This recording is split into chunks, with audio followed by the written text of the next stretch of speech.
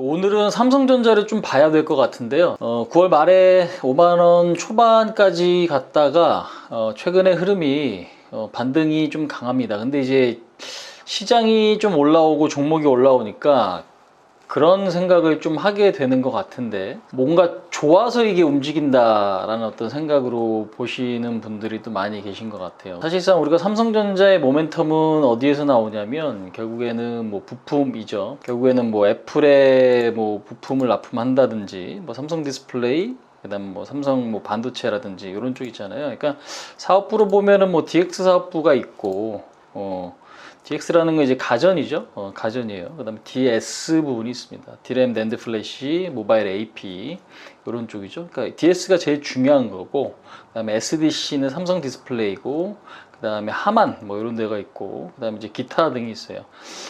매출액이 가장 높은 곳이 가전 쪽입니다. 가전 쪽이고, 결국에는 매출액의 한 60%를 차지하고 있는 게 가전이에요. 근데 이제 핵심 영업이익은 뭐다? 반도체죠.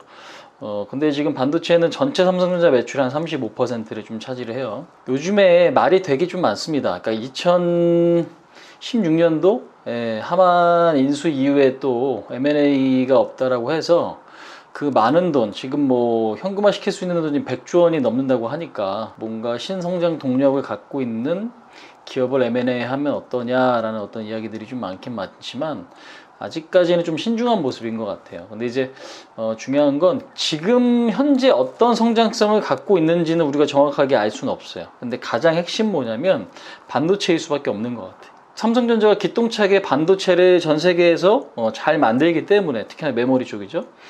잘 만들기 때문에 이 정도 시가총액을 좀 갖고 있다라고 보고 있고, 현재 우선주 합쳐서 한 400조잖아요.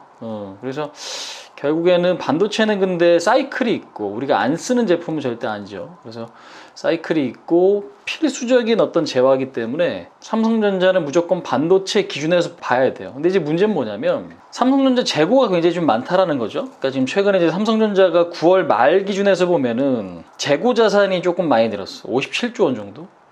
전분기 52조보다 한 5조 원 정도 좀 늘어났습니다. 근데 이게 한 10% 정도 좀 증가한 수치예요.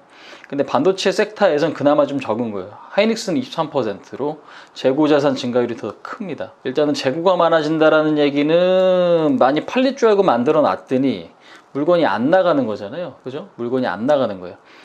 근데 이게 나가게 되면은 당연히 가격이 다시 올라가고 활발해질 수 있는 건데, 지금 현재로서는 그게 조금 걸림돌이에요. 재고 자산이 늘어나서 가격이 지금 반도체 가격이 떨어지고 있고, DRAM 같은 경우는 특히나 많이 밀렸어요.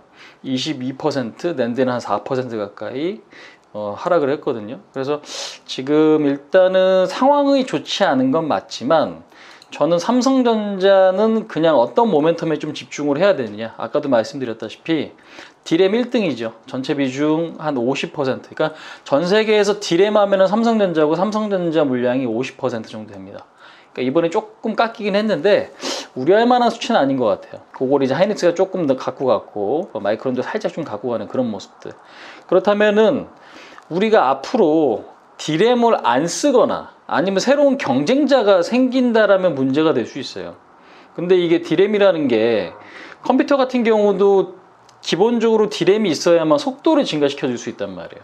그러니까 CPU만 좋은 거 갖다 박아 놓는다고 컴퓨터가 빨라지는 게 아니거든요. CPU가 있고 그거를 속도로 뒷받침해 줄 DRAM이 꼭 필요하고, 그 DRAM의 성능에 따라서 컴퓨터 성능이 바뀌는 거다라는 거고, 근데 이게 PC뿐만 아니라 다른 전자제품도 마찬가지예요. 그렇기 때문에 DRAM은 안 쓰일 수가 없는 거지. 메모리라는 건 사실 우리가 어디 놀러 가면은 맨날 촬영하고 영상 찍거나 아니면 사진 찍거나 이런 데서는 기본적으로 우리가 이제 살아가는 데 있어서 어떤 상황을 저장하는 거는 메모리예요. 시스템 반도체가 절대 아니기 때문에 현재로서는 그런 측면에서 봤을 때 메모리는 필수적으로 쓰일 수밖에 없는 거고, 그럼 그렇다면 우리나라 뭐 삼성전자나 하이닉스에 대한 어떤 중요도는 당연히 유지될 수밖에 없는 거죠. 단 경기가 좋으냐 나쁘냐에 따라서 이게 소비가 증가되고 줄어들고의 어떤 차이가 분명히 있는 건데, 근데 아까 말씀드렸던 좀 중요한 포인트가 요거예요. 그러면 경쟁자가 생길 수 있느냐가 핵심이거든요. 근데 삼성전자 라인 하나, 그러니까 평택 P, 예를 들어서 그 라인 하나 짓는데 30조 원이에요. 30조 원. 근데 그 공장 하나 예를 들어 뭐 P4, P3, 뭐 P5, P1, P2. 근데 지금 보면은 P3 같은 경우도 공장 하나 짓는데 뭐 30조 원 들었다. 그럼 30조 원 투자할 만한 기업이 얼마나 될 것 같아? 이게 사실상 투자를 해야 뭔가 공장 짓고 투자를 해야 생산 설비가 만들어지는데 반도체 생산 설비는 너무 비싸요.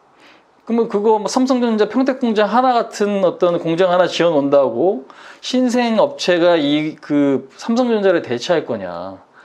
고객 입장에서는 전혀 그럴 리스크를 떠안을 이유가 없는 거죠. 왜? 잘 만들었는지도 일단 봐야 되고, 잘 작동하는지도 봐야 되고, 검증이 일단 안 돼 있잖아요. 그죠?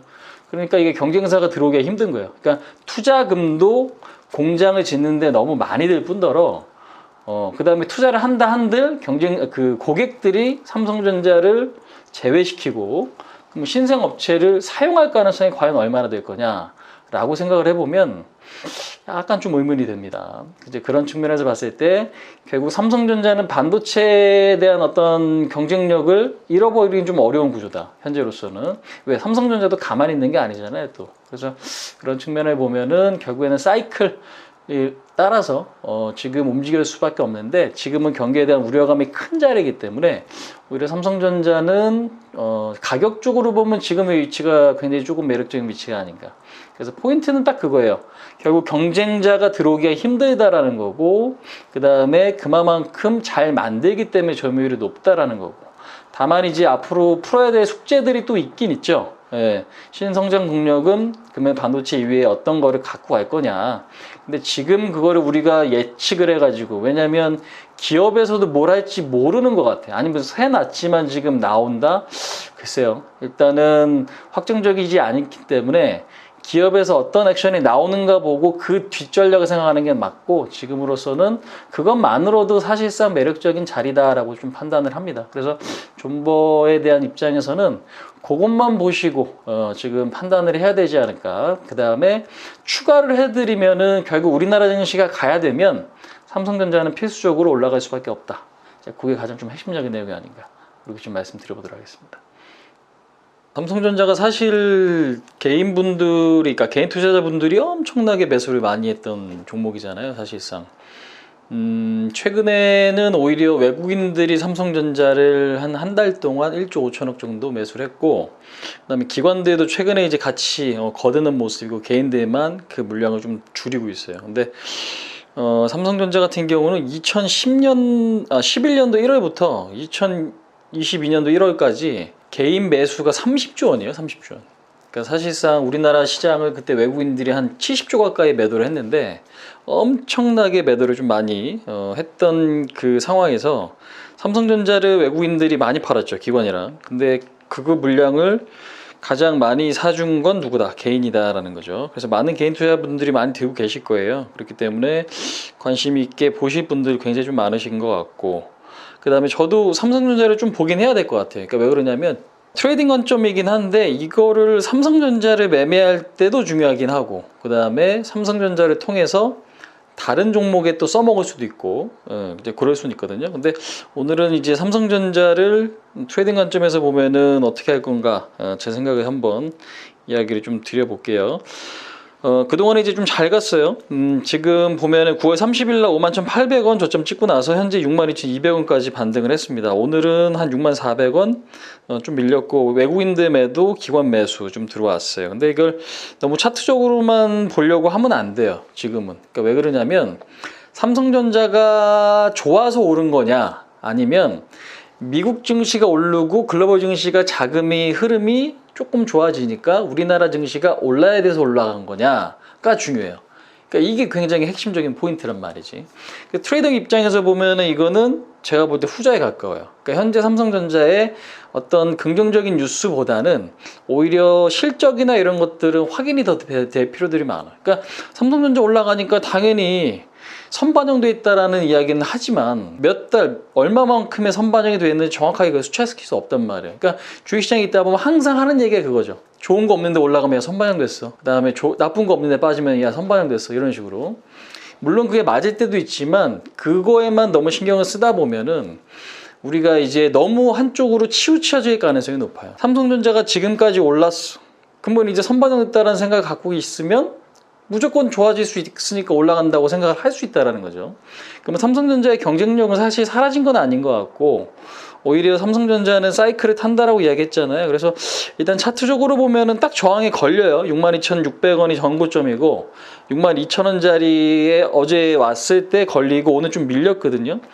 그래서 삼성전자는 제가 봤을 때는 추세가 깨진 것 같지는 않아요. 근데 지금까지 한 달 동안에 올라간 속도는 굉장히 빨라, 사실.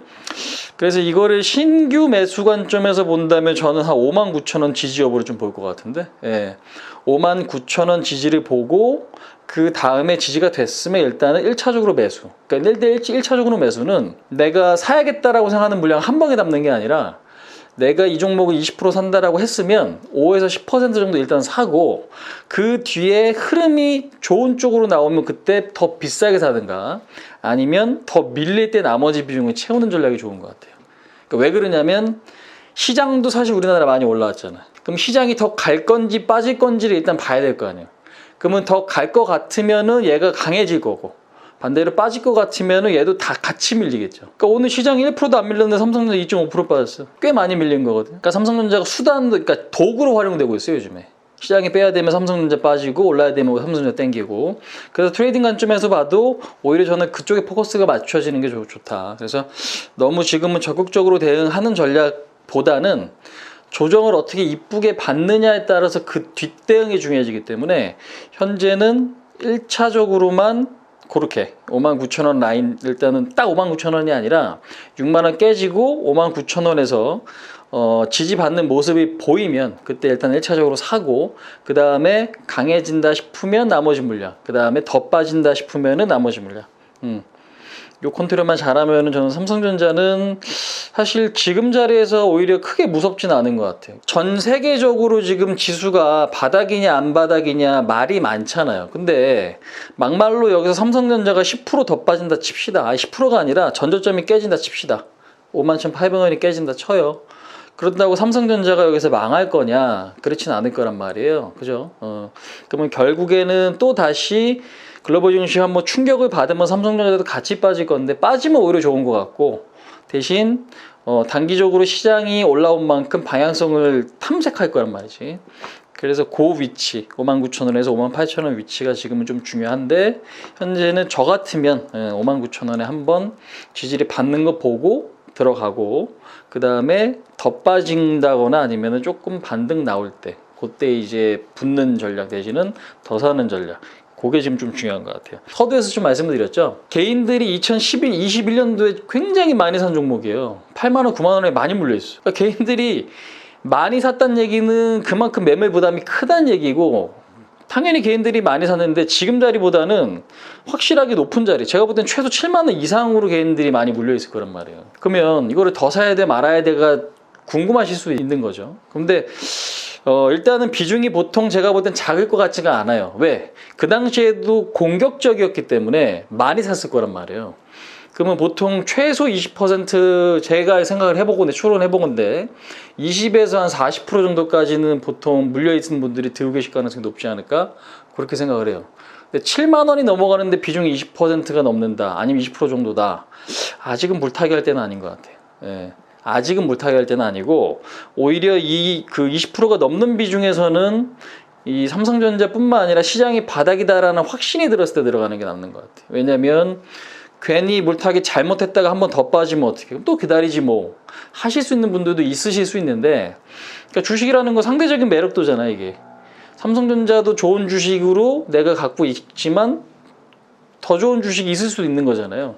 그러니까 오늘 뭐 삼성전자에 대한 이야기를 하지만 삼성전자보다 더 매력적인 주식이 있으면 그 돈을 그쪽으로 또 보낼 수도 있는 거니까, 비중이 너무 크면 지금은 추가 매수 자리는 좀 아닌 것 같다. 오히려 바닥을 좀 더 확인하는 게 맞는 것 같고, 호재거리는 아직 없죠. 호재거리가 아직 없다라는 게 좀 기다려야 될 부분이지만 전체 시장을 보시는 게 지금 무조건 중요합니다. 그러니까 지금 올라가는 거는 삼성전자가 되게 좋은 뉴스가 많아서가 아니고, 우리나라 증시가 오를 때 외국인들이 삼성전자에 집중적으로 매수하기 때문에 그런 거예요. 그러니까 그게 가장 핵심적인 포인트이기 때문에 조금 더 템포를 늦춰지면서 좀 대응 전략을 가져가시는 게 좋은 전략이 아닐까 저는 좀 그렇게 생각을 합니다. 그래서 그 정도까지만 우리가 좀 이야기해 보도록 할게요.